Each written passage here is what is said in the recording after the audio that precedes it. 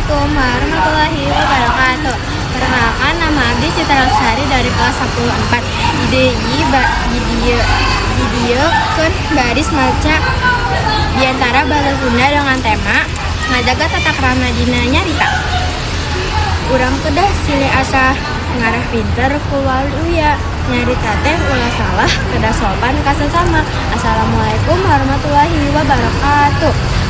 Puji sareng syukur hayu urang sangakeun ka Gusti Allah Subhanahu wa taala nu maha weles mari ku hidayahna kurung tiasa pangpengariung di balai desa ieu dina kaayaan sehat walafiat. Simkuring ngarasa digah tiasa gadeg di panyenan bapak-bapak sareng ibu-ibu sadaya kanggo madar perkawis anu sederhana tapi gaduh pangaruh ageng. Nyaeta tata krama nyarita nalika urang nembe hudang sare.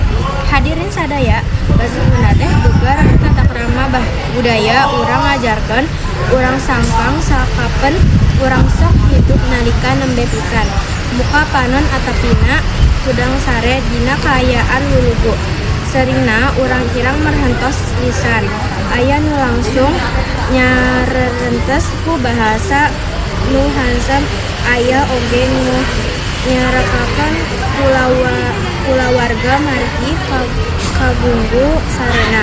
Padahal lisan anu kaluar nalika hudang sare teh ibarat doa kanggo ngamimitian ku basa nu lemes ka bojo kasaliti atapina kasepuh suasana di bumi bakal karasa adem tentram. Ngajaga tata krama nyaeta barang hudang keneh teh wujud nyaeta urang panghormatan jalma-jalma anu dipika ayah jalma anu marenah nyaeta teh ujikeun tangtos bakal dipika resep ku kulawarga sareng tetangga. Kesimpulanna hayu urang basakeun ngajagalikan urang sanaja dina kaayaan naon wae kabelet nalika nembe hudang.